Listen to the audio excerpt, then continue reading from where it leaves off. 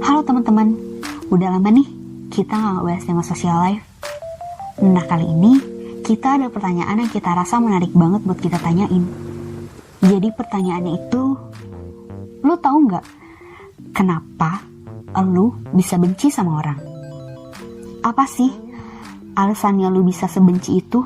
Dan apa yang memicu rasa benci itu timbul dalam diri lu? Kebanyakan orang mungkin bakal jawabnya, mungkin sifatnya, perawakannya, atau malah nggak tahu sama sekali alasannya. Nah ini dia nih, topik yang bakal kita bahas. Kenapa kita membenci?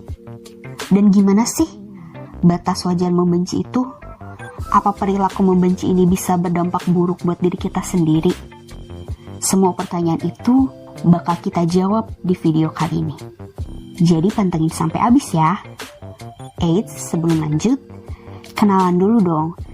Kita adalah sekolah virtual era milenial yang ngajarin apa yang gak diajarin oleh sekolah konvensional ke lo. Semua yang kita bahas ini relate ya dengan kehidupan di era milenial ini. Balik lagi ke topik kita.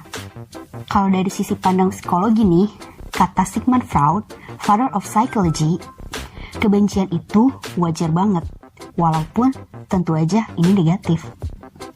Udah dari zaman dulu banget sih, tapi bedanya frekuensi kebencian di zaman sekarang itu lebih besar dan semakin membesar. Ya gimana enggak, sosial media adalah media terbaik bagi penyebar ujaran kebencian, hate speech, cyberbullying, dan pokoknya hal-hal serupa deh. Dan bukan rahasia lagi kalau udah banyak korban. Bukan cuma korban fisik dan psikis, tapi juga korban jiwa.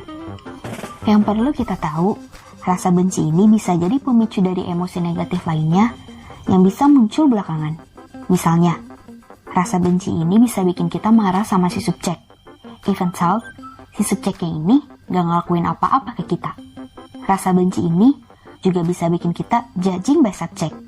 Kita menilai berdasarkan orangnya, bukan tindakannya.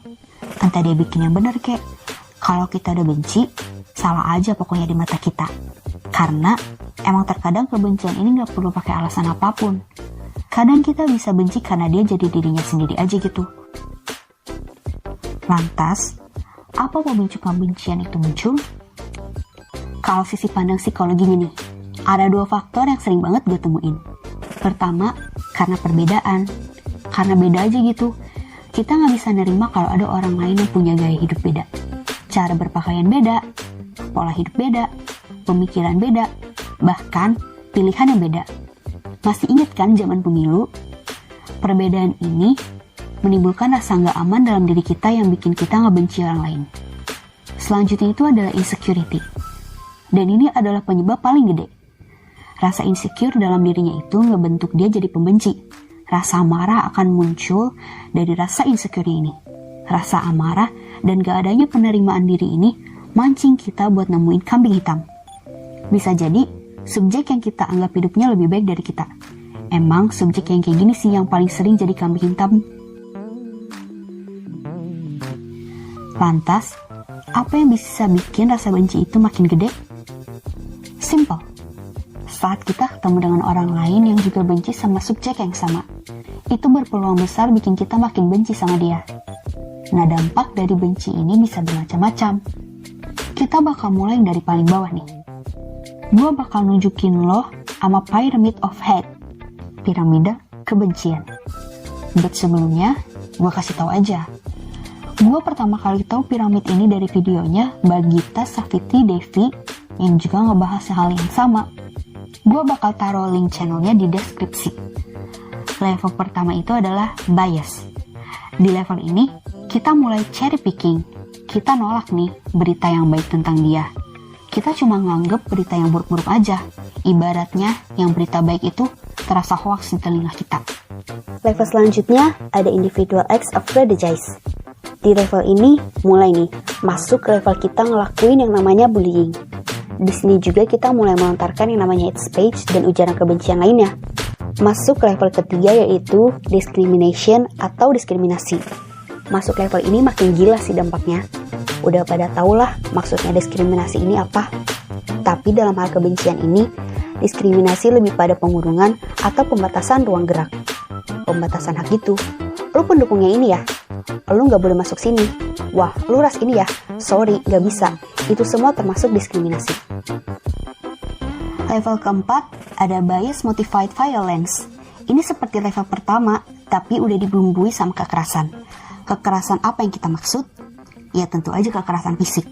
Bisa pemerkosaan, pemukulan, bahkan sampai pembunuhan. Dan level terakhir yang paling atas yaitu genosid. Genosida adalah pembunuhan massal. Kalau ini biasanya terjadi sama suatu kelompok. Contoh, paling terkininya yaitu yang terjadi sama pengungsi Rohingya yang dibakar dan lain sebagainya. Oke, kita udah tahu 5 levelnya. Sekarang pertanyaannya, kita semua ini, para milenial, ada di level mana? Lo boleh nentuin sendiri. Menurut lo gimana? Beda nggak apa-apa ya. Menurut kita, milenial Indonesia udah di level keempat. Bener banget. Selangkah lagi tuh kita udah sampai ke level teratas. Mungkin kita udah gak perlu lagi lah nunjukin mana-mana aja kasus kebencian yang ngebawa kita sampai ke hal ini. Lantas, gimana ngatasin kondisi ini? Jawabannya simple, tapi ngelakuinnya itu gak sesimpel omongannya. Yang pertama adalah penerimaan diri, atau kata Justin Bieber, love yourself. Mencintai diri sendiri. Nggak perlu buat nanggepin kekurangan yang lo temuin sama diri lo. Terutama fisik nih ya. Karena biasanya ini yang menjadi permasalahan utama. Selanjutnya, penerimaan perbedaan. Yap, perbedaan. Emang negara kita tuh terkenal dengan Bhinneka Tunggal Ika. Tapi cuma jargon belaka. Kita cuma taunya kita harus menerima perbedaan ras, agama, budaya, warna kulit, yang kayak gitu-gitu deh. Padahal gak cuma itu. Perbedaan pola pikir, gaya berpakaian, gaya hidup, dan semua itu juga perbedaan yang harus belajar buat kita terima. Setiap orang hidup dengan keunikan dan keindahannya masing-masing, teman-teman. Bukannya dunia ini asik kalau kita beda.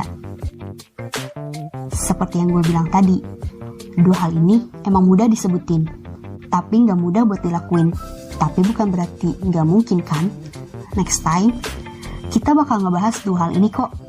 Tungguin aja. Itu aja dulu buat kali ini. Boleh banget dong kasih kita kritik dan saran dari kolom komentar di bawah. Atau paling enggak lewat tombol like atau dislike biar kita ada perbaikan. Tetap semangat jalani hidup di zona kehidupan lo.